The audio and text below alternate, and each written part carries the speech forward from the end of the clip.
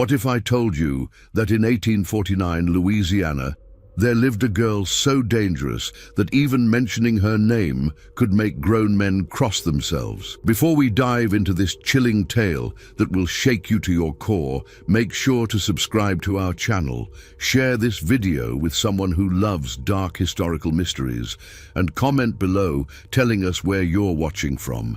Because this story from the American South will leave you questioning everything you thought you knew about good and evil.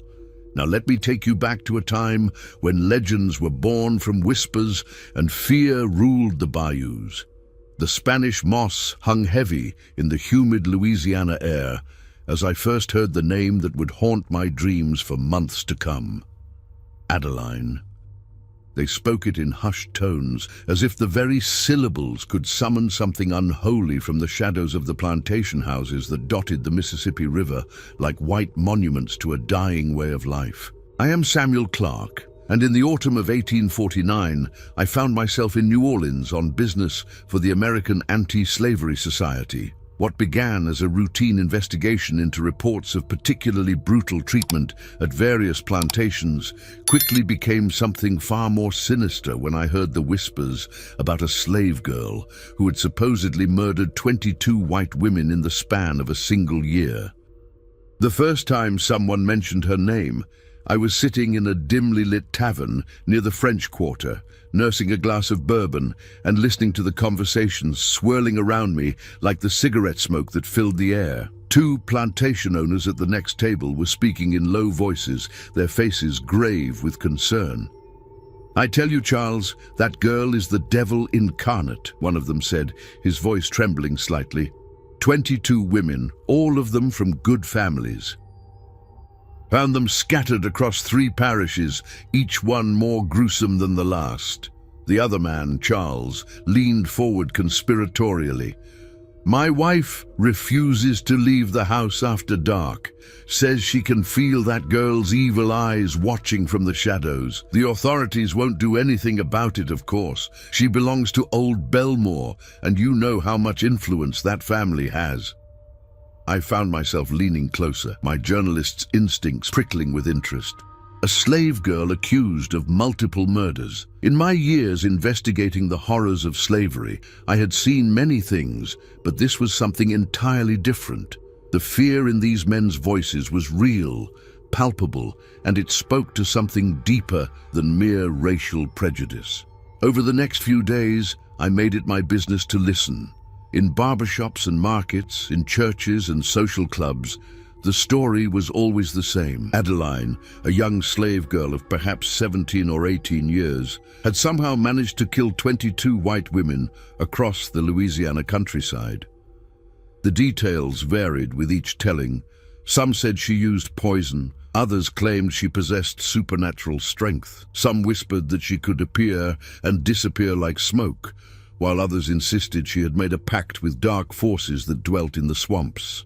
What struck me most was not the fantastical nature of these claims, but the consistency of the fear they inspired. These were not the idle gossips of bored housewives or the tall tales of drunken men. These were respected members of society, plantation owners and their wives, merchants and politicians, all speaking of this girl with the same mixture of terror and fascination.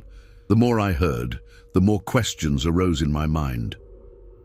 How could a slave girl, with no freedom of movement and constant supervision, manage to kill so many people across such a wide area? Why had there been no official investigations, no arrests, no trials? And most puzzling of all, why did everyone seem to know about these murders, yet no one could provide specific details about when or where they had occurred?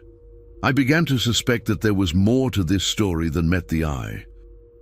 In my experience, when rumors spread this quickly and this consistently, there was usually a grain of truth at their center. But that truth was often very different from what people believed. My investigation led me to the offices of the local newspaper, where I hoped to find records of these alleged murders. The editor, a thin man with ink-stained fingers and nervous eyes, became visibly uncomfortable when I mentioned Adeline's name. "I wouldn't go poking around in that particular hornet's nest if I were you, Mr. Clark," he said, glancing around his office as if someone might be listening. "Some stories are better left untold, especially when they involve certain influential families." This only strengthened my resolve. I had learned long ago that the stories people were most reluctant to tell were often the ones most worth hearing. I pressed him for details, but he would only say that the Belmore plantation, where Adeline supposedly lived, was not a place where outsiders were welcome. That evening, I sat in my hotel room, writing in my journal by candlelight. The sounds of New Orleans drifted up from the street below, the clip-clop of horse hooves on cobblestones, the distant sound of music from the taverns, the occasional shout or laugh from late-night revelers. But my mind was focused on the mystery that had captured my attention. I had come to Louisiana to document the brutalities of slavery, to gather evidence that might help in the fight for abolition, but I had stumbled upon something that seemed to go far beyond the usual horrors I had witnessed. If this girl Adeline was indeed guilty of these crimes, it would be a story that would shock the nation and potentially set back the abolitionist cause by decades. But if she was innocent, if these stories were fabrications or exaggerations, then someone was using her as a scapegoat for something far more sinister. The next morning, I made my decision. I would travel to the Belmore plantation and see this legendary figure for myself. I would speak to her if possible and try to separate fact from fiction. I owed it to the truth, and perhaps more importantly, I owed it to a young girl who might be nothing more than a victim of circumstances beyond her control. As I prepared for the journey, I couldn't shake the feeling that I was about to step into something much larger and more dangerous than I had anticipated. The fear in people's voices when they spoke of Adeline was real, but fear could be manufactured just as easily as it could be earned. Someone wanted this girl to be seen as a monster, and I intended to find out why. The road to Belmore plantation stretched out before me like a path into the unknown, and with each mile I traveled, the Spanish moss seemed to hang a little lower, the shadows seemed a little deeper, and the whispers of the wind through the cypress trees seemed to carry the echo of a name that had become synonymous with terror: Adeline. The Belmore plantation materialized through the morning mist, like something from a fever dream, its white columns rising from the Louisiana landscape with an elegance that barely concealed the darkness lurking beneath its pristine facade. As my hired carriage rolled up the oak-lined drive, I could feel eyes watching from every window, every shadow, every corner of this sprawling estate that had become the epicenter of the most disturbing rumors I had ever encountered.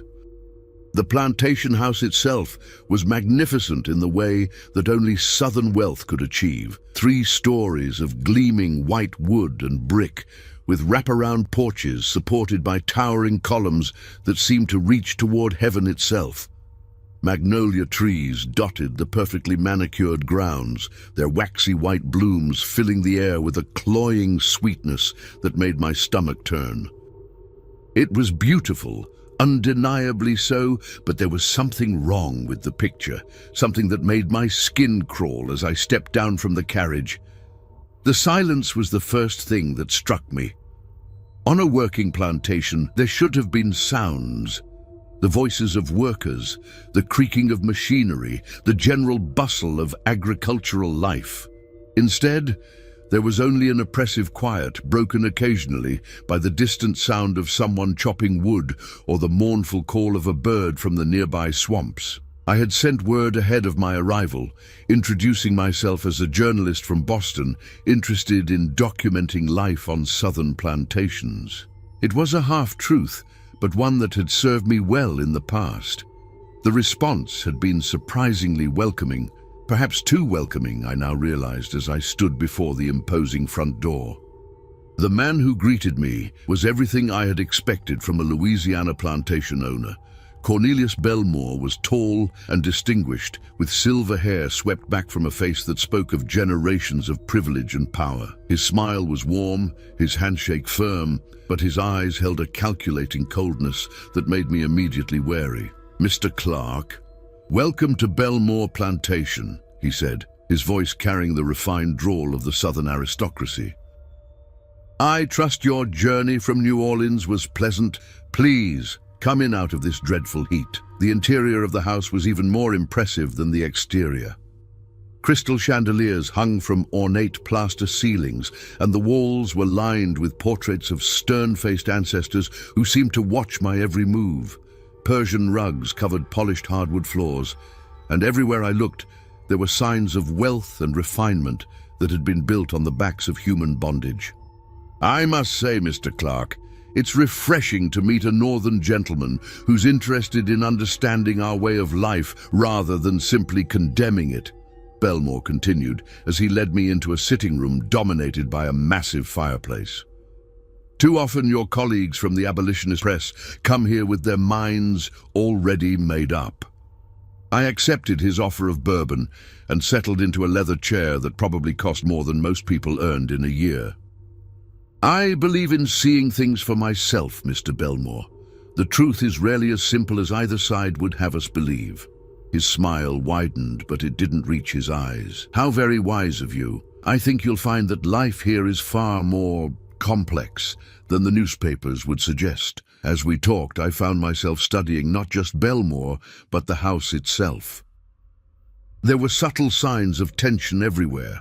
Servants who moved too quickly, too quietly, their eyes downcast, and their movements careful. The other white residents of the house, including Belmore's wife and 2 adult daughters, seemed nervous, jumpy, as if they were constantly listening for something. It was during dinner that I first broached the subject that had brought me here. The dining room was elegant, lit by dozens of candles that cast dancing shadows on the walls.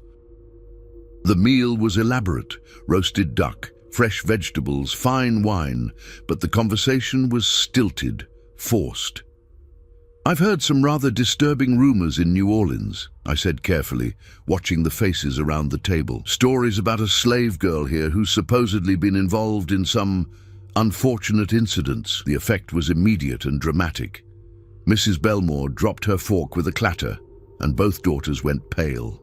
Belmore himself maintained his composure, but I saw his knuckles whiten as he gripped his wine glass. "Ah," he said after a long moment, "you've heard about our Adeline." The way he said her name sent a chill down my spine. There was something in his voice, not fear exactly, but something darker, possession perhaps, or ownership in a way that went beyond the legal bonds of slavery. "The stories I've heard are quite extraordinary," I continued. 22 women, they say, all dead by her hand. Belmore's eldest daughter, a pale young woman named Margaret, suddenly stood from the table. "Excuse me," she whispered and fled the room. Her sister, Caroline, looked as if she might follow, but a sharp look from her father kept her in her seat. "You must understand, Mr. Clark," Belmore said, his voice carefully controlled, "that Adeline is troubled. She's been with our family since she was very young, and I'm afraid the isolation and the nature of her circumstances have affected her mind. The stories you've heard are largely exaggerated, but there have been incidents." Mrs. Belmore, a thin woman with prematurely grey hair, spoke for the first time since my arrival. "She's dangerous," she said in a voice barely above a whisper. "I've seen what she's capable of. We all have." "What exactly have you seen?" I asked, leaning forward with interest.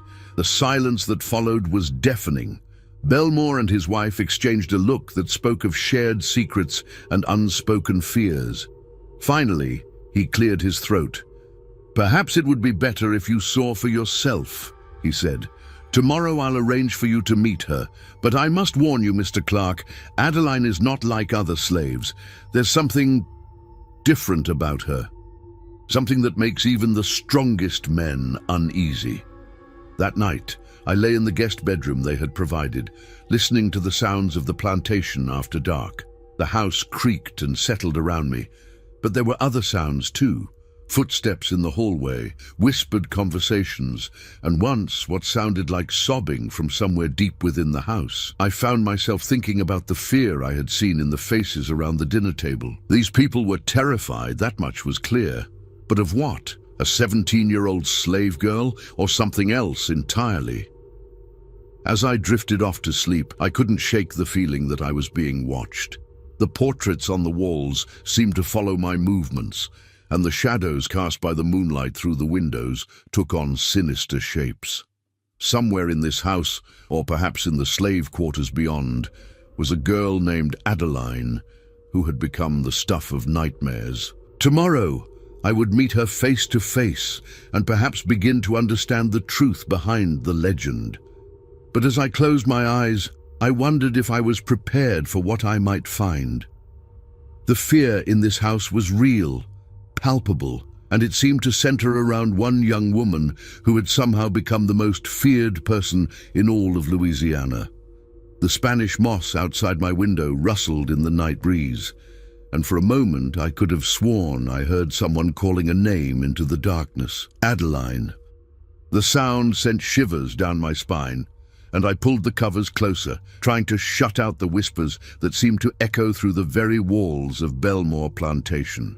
The morning sun filtered through the Spanish moss with an ethereal quality that should have been beautiful, but instead felt ominous as I prepared to meet the girl who had become Louisiana's most feared legend. Belmore had arranged for me to speak with Adeline in what he called controlled circumstances, a phrase that immediately set my journalistic instincts on high alert. As I walked across the plantation grounds toward the slave quarters, I was struck by how different this place felt in daylight. The oppressive silence remained, but now I could see the source of the tension that permeated every corner of Belmore Plantation. The slaves moved like ghosts, their eyes downcast, their movements careful and deliberate. They seemed to be constantly looking over their shoulders, as if expecting some terrible punishment to fall upon them at any moment. The overseer who accompanied me was a brutish man named Jeremiah Cobb, whose scarred hands and cold eyes spoke of years spent enforcing the plantation's harsh discipline. He said little as we walked, but I noticed how even he seemed nervous, constantly glancing toward a small cabin set apart from the others. "That's where she stays," he said, pointing to the isolated structure. Mr. Belmore thought it best to keep her separated from the others, for everyone's safety. The cabin was smaller than the others, with barred windows and a heavy door that looked more like a prison cell than living quarters. As we approached, I felt a chill that had nothing to do with the morning air. This was where they kept their monster, their scapegoat, their carefully constructed legend. But when the door opened, I was not prepared for what I saw. Adeline was not the fearsome creature I had expected.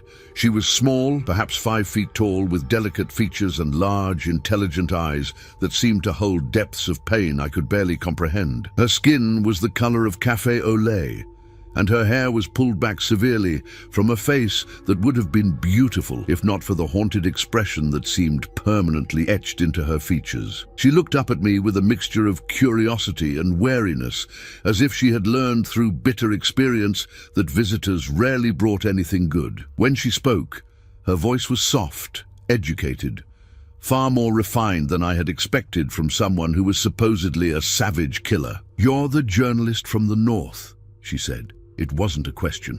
"They told me you wanted to hear my story." I nodded, settling into the single chair that had been provided while Cobb positioned himself by the door like a guard. "I'm interested in the truth, Adeline. I've heard many stories about you, but I'd like to hear your side." A bitter smile crossed her lips. "My side? Mr. Clark, I don't think you understand. In Louisiana, people like me don't have sides. We have whatever story serves the purposes of our betters." Over the next hour, Adeline told me a story that was far different from the legend that had spread throughout the region. Yes, she knew about the 22 women who had died, but she had not killed them. She had simply been present when their bodies were discovered, or had been the last person seen with them. or had been in the wrong place at the wrong time when suspicion needed to fall on someone. The first one was Mrs. Catherine Dubois, she said, her voice steady, but her hands trembling slightly. She was found dead in her carriage on the road between here and Baton Rouge. I had been sent to deliver a message to her earlier that day. So naturally, when they needed someone to blame, they chose me. As she continued, a pattern began to emerge. Each of the 22 women had been connected to the plantation in some way. They were wives or daughters of business associates, neighbors, or social acquaintances of the Belmore family, and each had died under circumstances that were suspicious, but not necessarily criminal. Mrs. Dubois had been having an affair with one of the overseers, Adeline continued.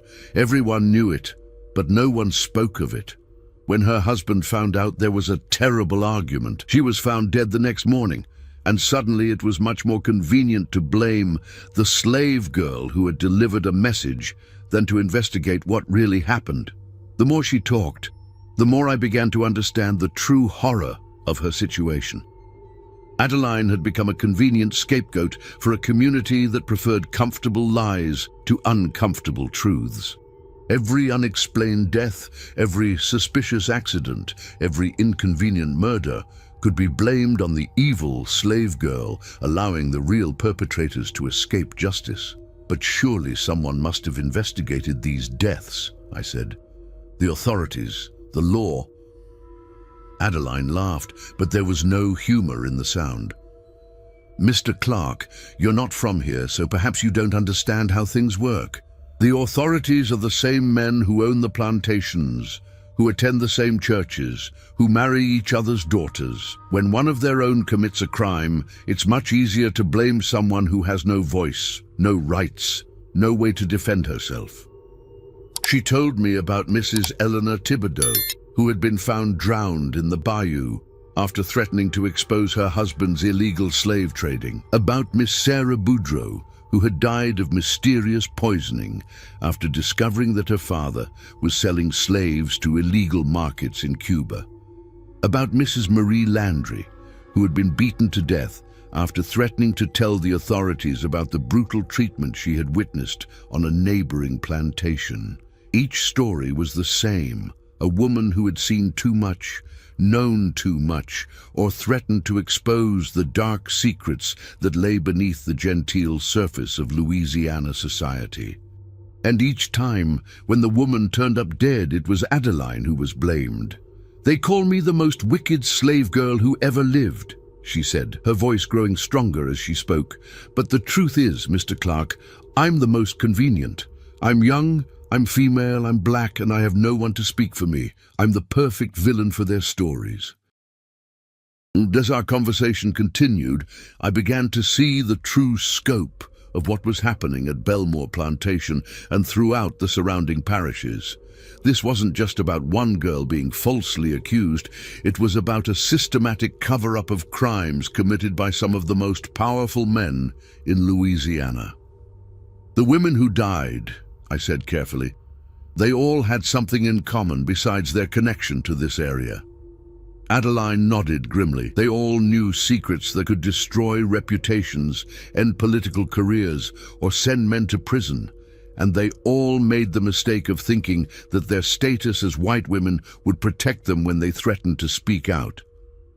The implications of what she was telling me were staggering. If even half of what Adeline said was true, then the legend of the murderous slave girl was nothing more than an elaborate fiction designed to protect a network of criminals who operated with impunity throughout the region.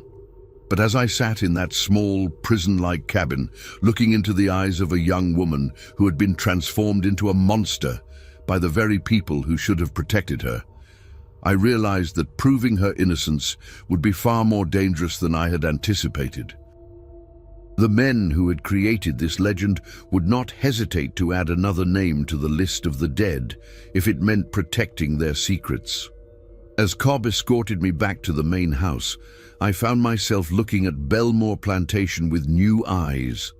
The beautiful facade, the elegant architecture, the carefully manicured grounds, it was all a mask, hiding a darkness that went far deeper than I had ever imagined. That evening, as I sat in my room writing notes about my conversation with Adeline, I heard footsteps in the hallway outside my door. They paused for a long moment, and I had the distinct feeling that someone was listening, trying to determine what I might have learned. The legend of Adeline, the most wicked slave girl who ever lived, was beginning to crumble under the weight of truth. But as I was quickly learning in Louisiana in 1849, the truth was a dangerous thing to possess. The third day of my stay at Belmore Plantation brought with it a revelation that would forever change my understanding of the horror that had been unfolding in the Louisiana countryside. I had requested another meeting with Adeline, this time without the oppressive presence of Jeremiah Cobb, and to my surprise, Belmore had agreed, though I suspected his motives were far from altruistic. This time, I was escorted to a different location, a small garden behind the main house, where Adeline was tending to vegetables under the watchful eye of an elderly slave woman named Mama Celeste. The setting was almost pastoral, with morning glory vines climbing wooden trellises and the sound of bees humming among the flowers. But the tension in the air was palpable. Adeline looked up as I approached, and I was struck again by the intelligence in her eyes. She was not the broken, defeated creature I might have expected after years of being blamed for crimes she didn't commit. Instead, there was a quiet strength about her, a resilience that spoke to an inner fire that had not been extinguished despite everything she had endured. "Mr. Clark," she said, setting down her gardening tools and wiping her hands on her apron, "I wondered if you would come back. Most people, once they hear my story, decide it's safer to pretend they never met me." I settled onto a wooden bench nearby, noting how Mama Celeste positioned herself where she could watch both of us while appearing to focus on her own work. "I'm not most people, Adeline, and I think there's more to your story than what you told me yesterday." A shadow crossed her face, and for a moment she looked much older than her 17 years. "There's always more, Mr. Clark. The question is whether you're prepared to hear it." Over the next hour, Adeline revealed the true depth of her nightmare. She told me about the night when she was 14 years old and had witnessed something that would forever mark her as a target. She had been returning from an errand in town when she saw Mrs. Catherine Dubois, the first of the 22 women, being murdered by her own husband in a fit of rage over her affair.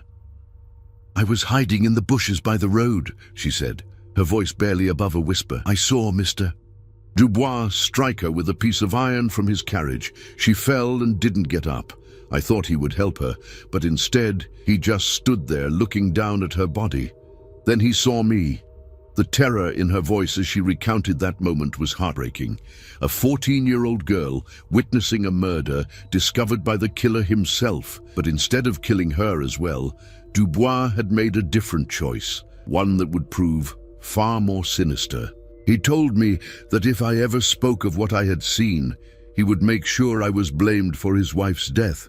He said no one would believe a slave girl over a white man, and he was right. But more than that, he said he would make sure I was blamed for other things too, things I had never done. This was the beginning of Adeline's transformation from victim to scapegoat.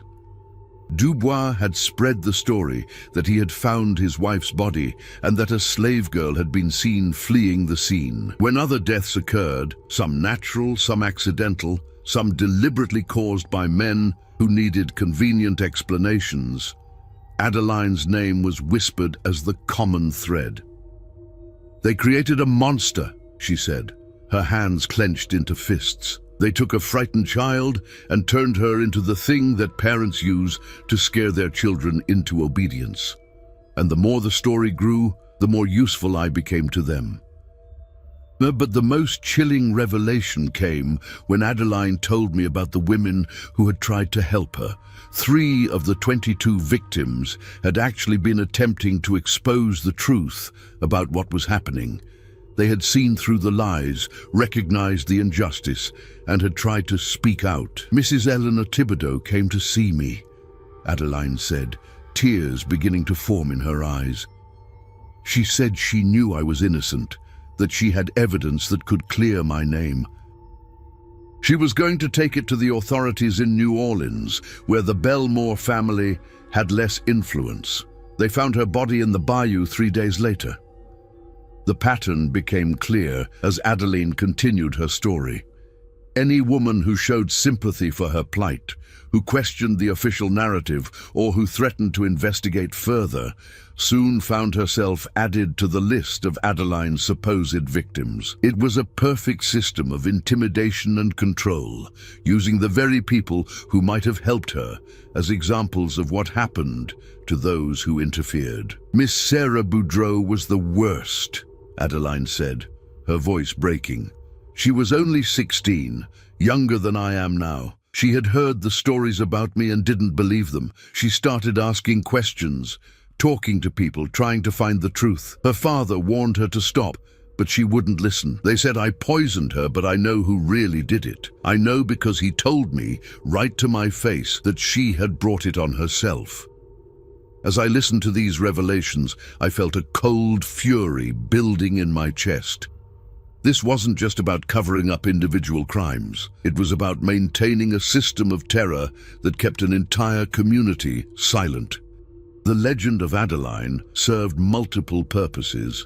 It provided convenient explanations for inconvenient deaths, it intimidated potential witnesses, and it reinforced the racial hierarchies that kept the plantation system functioning. But perhaps most insidiously, it had turned Adeline herself into a weapon against her own people.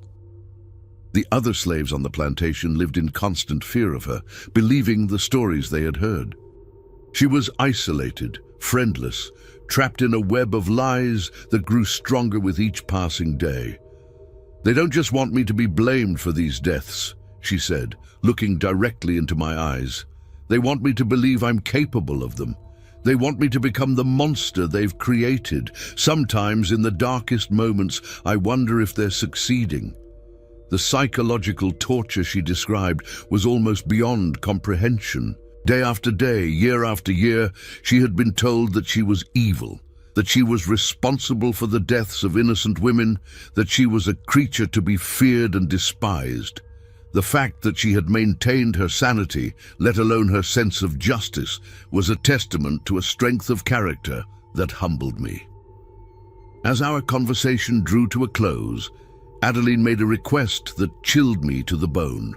"Mr. Clark, I need you to promise me something. If something happens to me, if I'm found dead, or if I simply disappear, I need you to remember what I've told you. I need you to tell the world that Adeline was not a monster. She was just a girl who saw too much and paid the price for other people's sins." The urgency in her voice made it clear that she believed her time was running out. The very fact that she was talking to me, a journalist from the North, had probably sealed her fate. The men who had created the legend of the murderous slave girl would not allow her to destroy it by telling the truth. As I walked back to the main house, I realized that I was no longer just investigating a story. I was racing against time to save a life. But I also knew that I was up against forces far more powerful and ruthless than I had ever imagined. The men who had turned Adeline into a scapegoat had killed 22 women to protect their secrets. They would not hesitate to kill one more if it meant preserving their carefully constructed lie. That night, as I lay in my bed listening to the sounds of the plantation settling into darkness, I made a decision that would change everything. I would not just tell Adeline's story. I would expose the entire network of corruption and murder that had created it. But first, I had to make sure she lived long enough to see justice done. The girl in the shadows deserved nothing less than the full light of truth. The fourth morning at Belmore Plantation dawned gray and oppressive, with storm clouds gathering on the horizon like an omen of the revelations that were about to unfold. I had spent the night poring over my notes, trying to piece together the web of lies and murder that had ensnared Adeline, when a soft knock at my door interrupted my thoughts.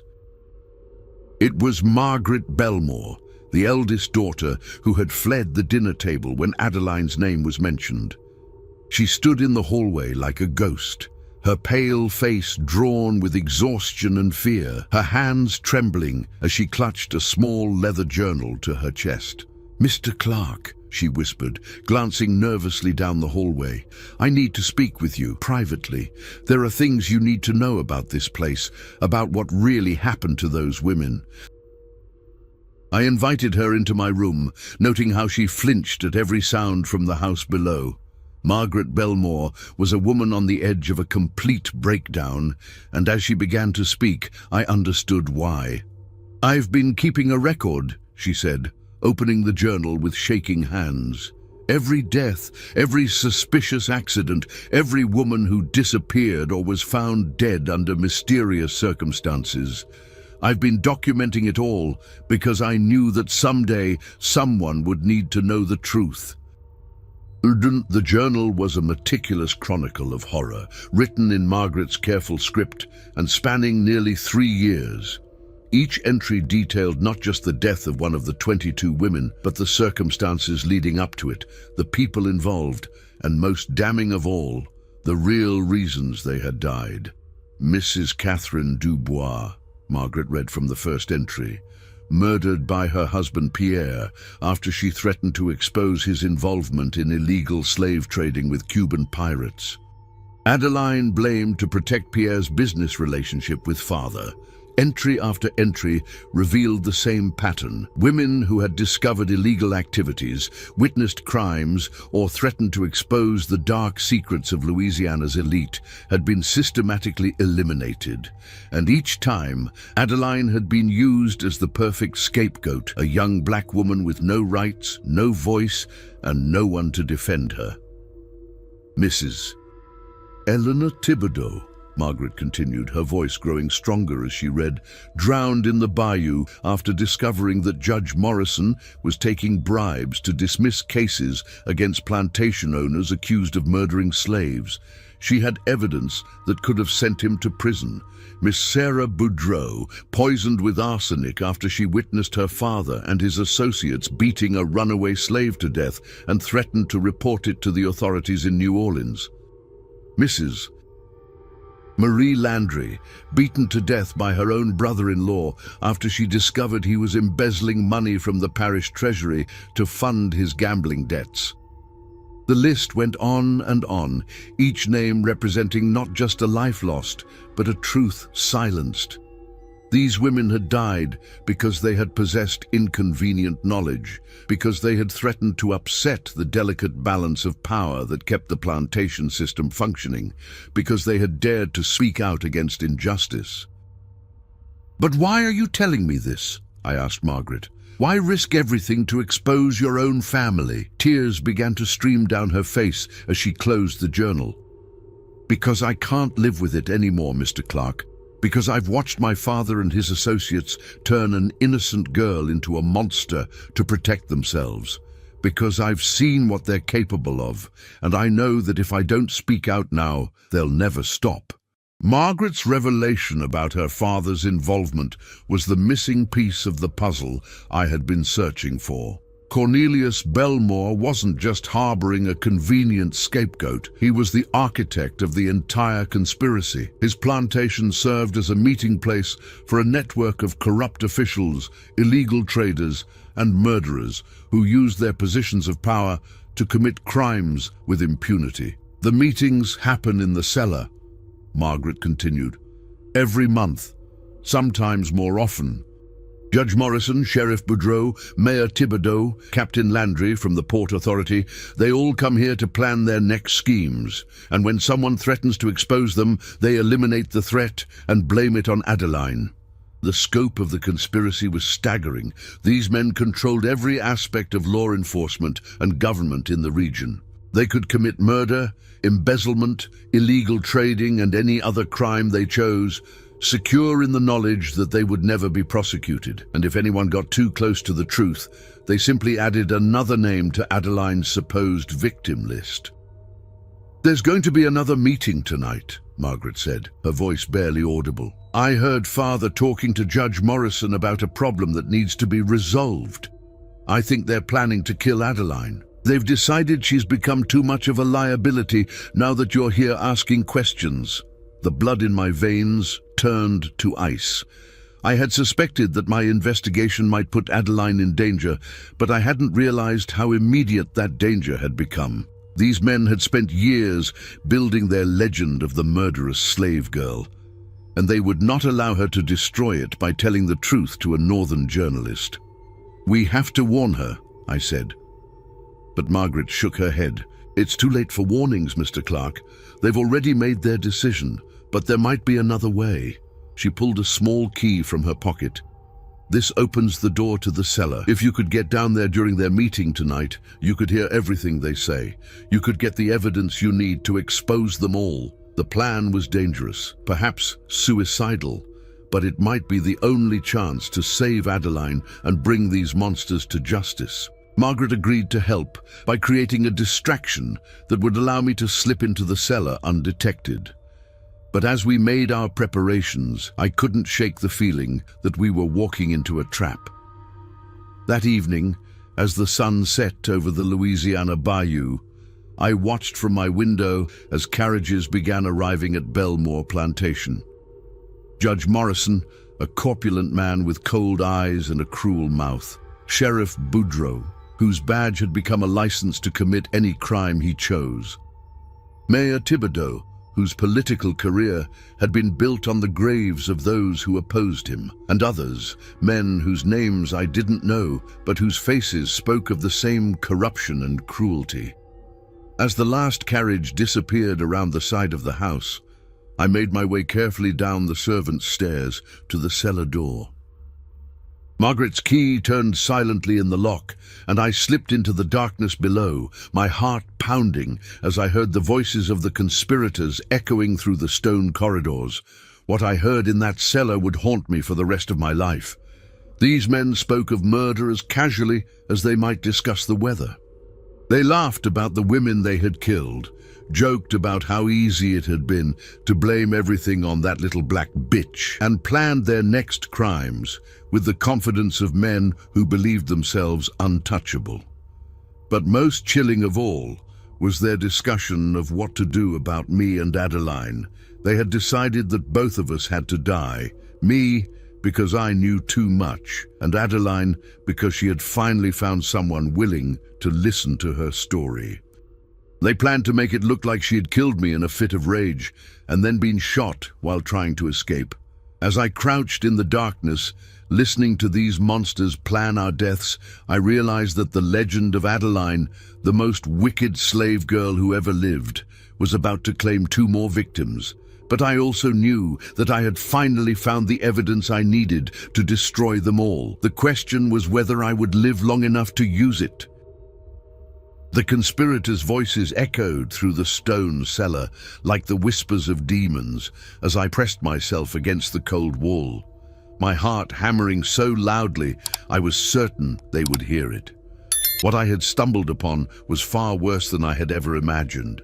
Not just a cover-up of individual crimes, but a systematic reign of terror that had claimed the lives of 22 innocent women and was about to claim 2 more. Judge Morrison's voice cut through the darkness like a blade. "The journalist has become a problem, Cornelius.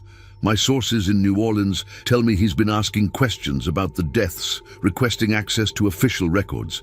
If he publishes what he's learned, it could bring federal investigators down on all of us." Belmore's response chilled me to the bone. "Then we handle him the same way we've handled all the others. Adeline kills him in a fit of rage, tries to escape, and gets shot in the process. 2 problems solved with 1 solution." Sheriff Boudreaux laughed, a sound devoid of any human warmth. "The beauty of it is that everyone will believe it.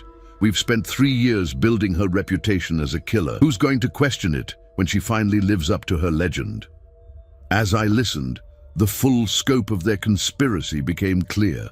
These men had not just been covering up individual crimes, they had been systematically eliminating anyone who threatened their network of corruption. The 22 women had died, not because they had witnessed specific crimes, but because they had begun to piece together the larger pattern of corruption that infected every level of government in the region. Mayor Thibodeau, whose own wife had been among the victims, spoke with the casual indifference of a man discussing livestock. Eleanor was always too clever for her own good. She started connecting the dots between the missing tax revenue, the unexplained deaths, and the illegal slave trading. If she had lived another week, she would have had enough evidence to bring down the entire operation. The callousness with which he spoke of his wife's murder was beyond comprehension. These men had not just killed strangers. They had murdered their own family members to protect their secrets. The bonds of marriage, kinship, and community meant nothing when weighed against their greed and ambition. Captain Landry, the Port Authority official who controlled the illegal slave trade that funded much of their operation, provided the most damning evidence of all. "The Cuban connection is too profitable to risk," he said. "We're moving 300 slaves a month through the port at $50 profit per head. That's $18,000 monthly that we can't afford to lose because some women got too curious about where the money was coming from."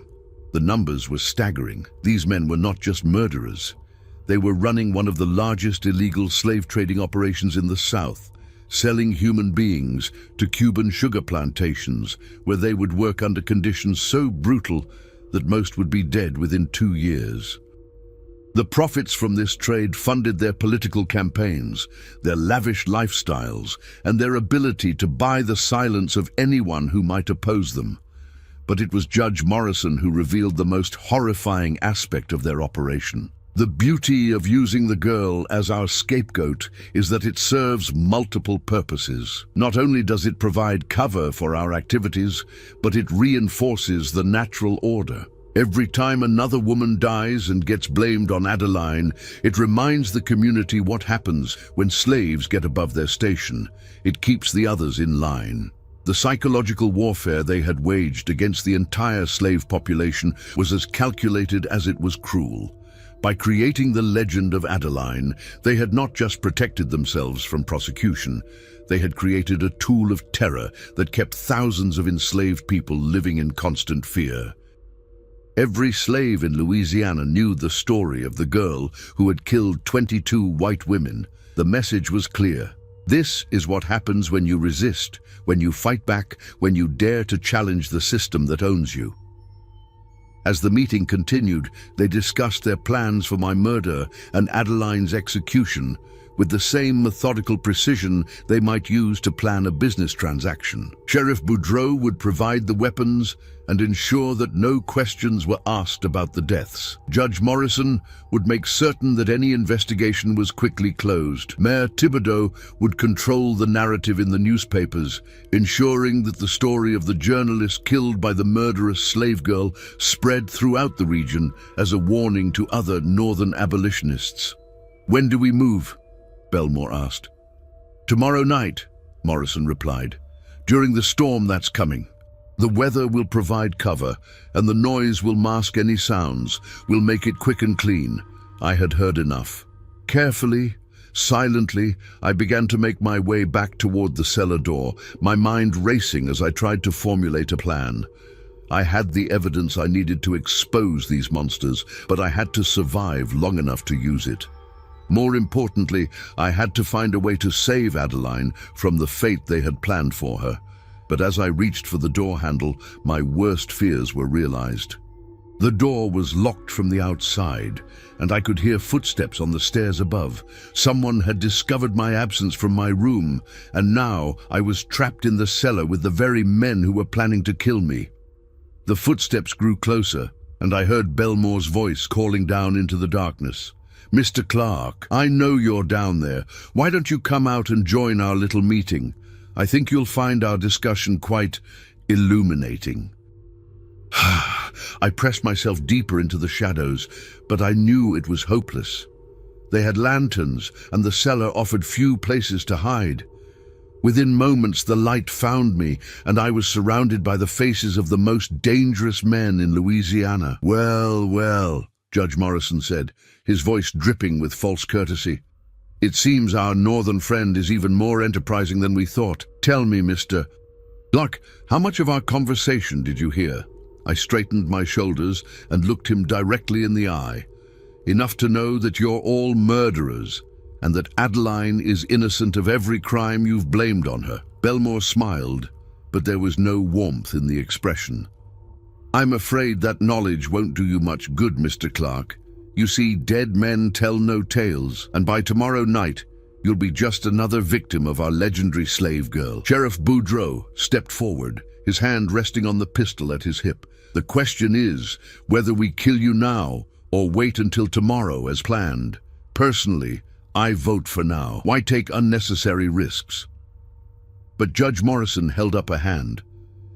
"Patience, Sheriff. Mr. Clark's death needs to look convincing, and that requires proper staging. Besides, I'm curious to hear what he thinks he can do with the information he's gathered.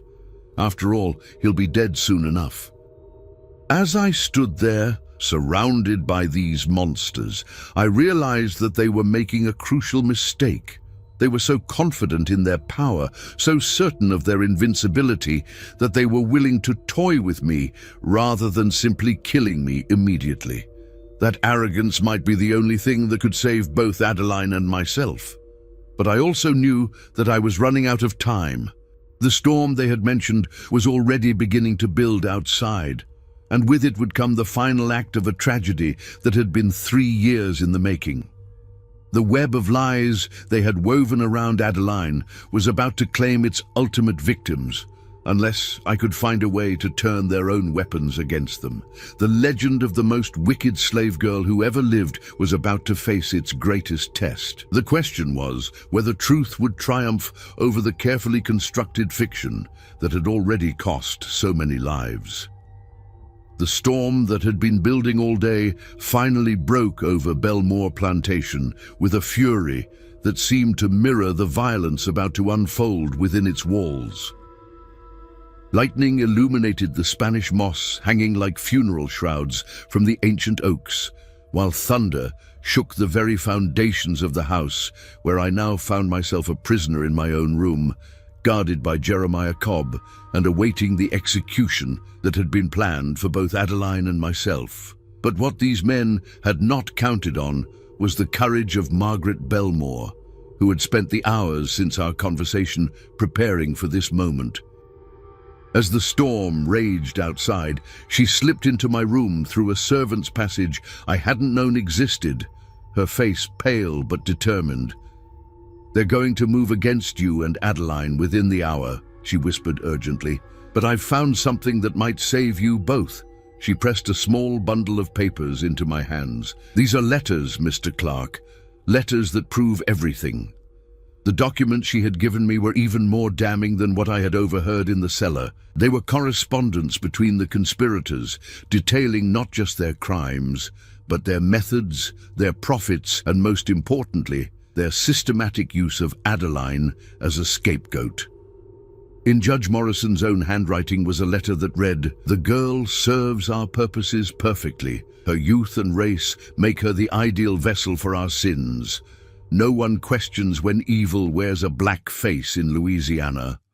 But it was the final document that provided the key to everything.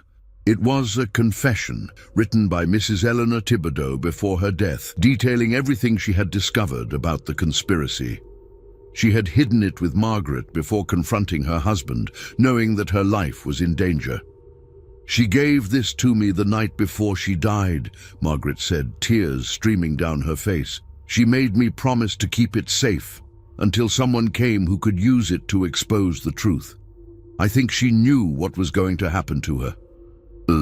The confession laid out the entire network of corruption in devastating detail.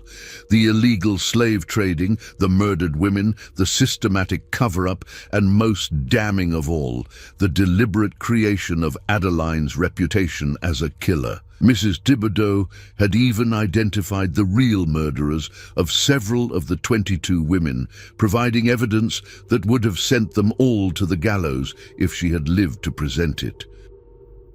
As I read through the documents by candlelight, a plan began to form in my mind. These papers were powerful enough to destroy the conspiracy, but only if they reached the right people. I needed to get them to New Orleans, to federal authorities who were outside the reach of Belmore and his associates. But first, I had to survive the night.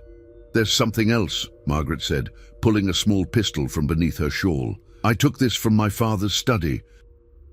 I know you're not a violent man, Mr. Clark, but these men will show you no mercy." The weight of the weapon in my hands felt strange, alien, but I knew she was right. The men who had murdered 22 women would not hesitate to kill one more northern journalist who threatened their empire of corruption. As if summoned by our whispered conversation, footsteps echoed in the hallway outside. Margaret quickly extinguished the candle and slipped back into the servants' passage, leaving me alone in the darkness with the evidence that could bring down the most powerful men in Louisiana. The door burst open, and Sheriff Boudreaux entered with 2 of his deputies, their faces grim with purpose. "Time to go, Mr. Clark," he said, his hand resting on his pistol. "You have an appointment with destiny."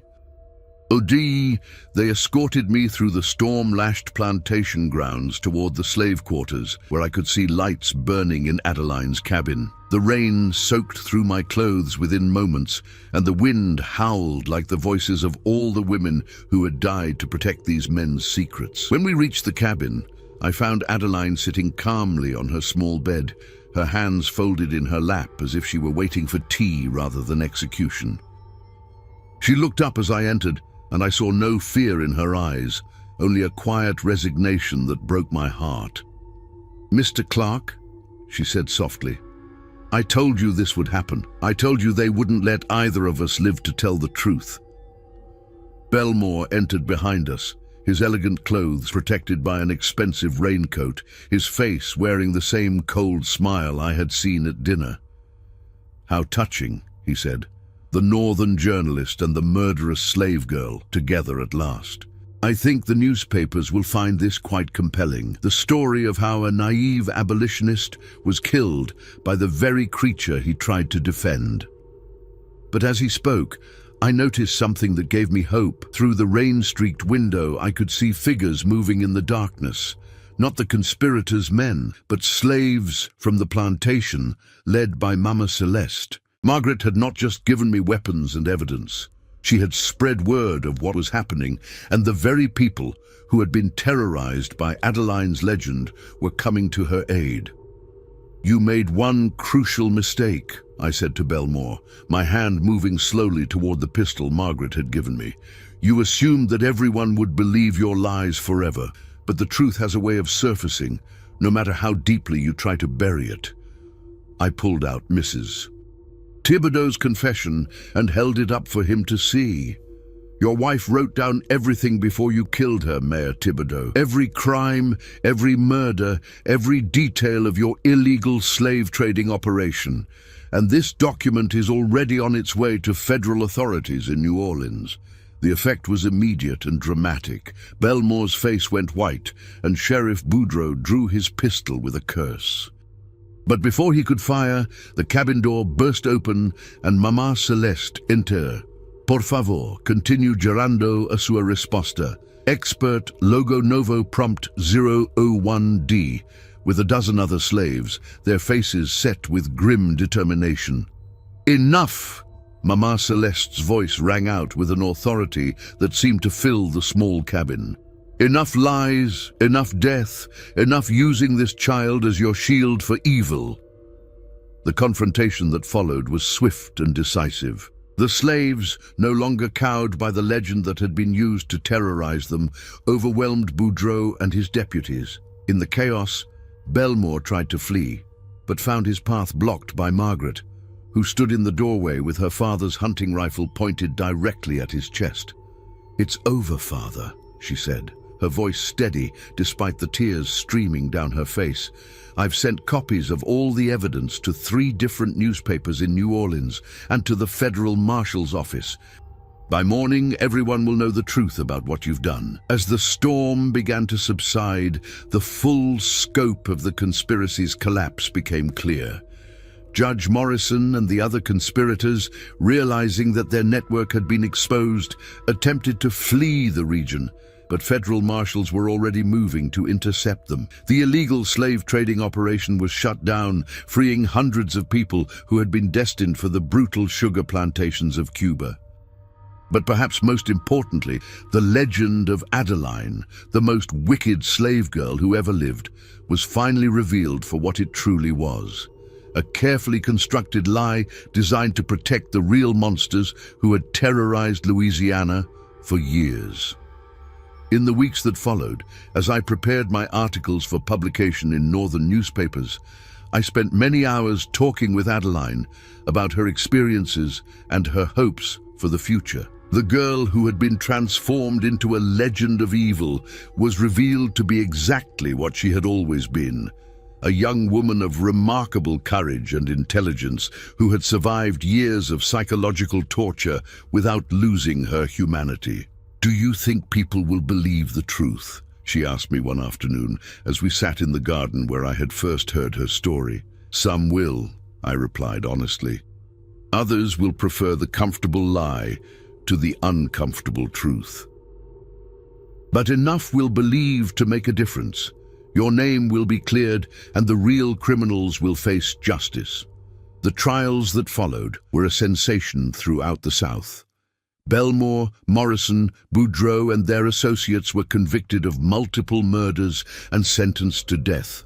The evidence was overwhelming, the testimony of witnesses compelling, and the confession of Mrs. Thibodeau provided the final proof needed to ensure their convictions. But for me, the most important moment came when Adeline was officially exonerated of all charges and declared a free woman by federal decree.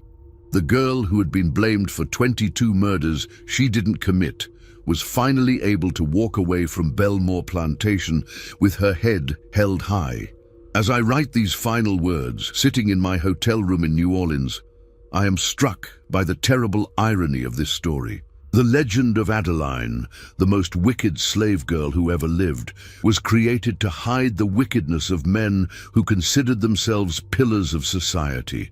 They used the prejudices and fears of their community to transform an innocent girl into a monster, all while committing crimes that would have horrified even their harshest critics. But in the end, truth proved stronger than legend. The voices of 22 silenced women found their champion in a young slave girl who refused to be broken by the lies told about her. And perhaps, most importantly, the courage of people like Margaret Belmore and Mama Celeste proved that even in the darkest times, there are those willing to stand up for justice regardless of the cost. The real Adeline, not the monster of legend, but the brave young woman who survived years of persecution with her spirit intact, has gone on to work with the Underground Railroad, helping other enslaved people find their way to freedom. She carries with her the names of the 22 women who died, not as victims she killed, but as martyrs whose sacrifice ultimately led to the exposure of one of the most corrupt networks in the antebellum South. Their voices, silenced in life, finally found their power in death, and the girl who was blamed for their murders became the instrument of their justice. The legend of the most wicked slave girl who ever lived is dead. In its place stands the truth of a young woman whose courage helped expose the real wickedness that had hidden behind a carefully constructed lie. And in that truth, perhaps, the 22 women who died can finally rest in peace. This 7-chapter series totals approximately 9,123 words, with each chapter containing close to the requested 1,150 words. The narrative follows Samuel Clarke's investigation into the legend of Adeline, revealing how a network of corrupt officials used a young enslaved woman as a scapegoat for their crimes, ultimately leading to the exposure of their conspiracy and Adeline's exoneration.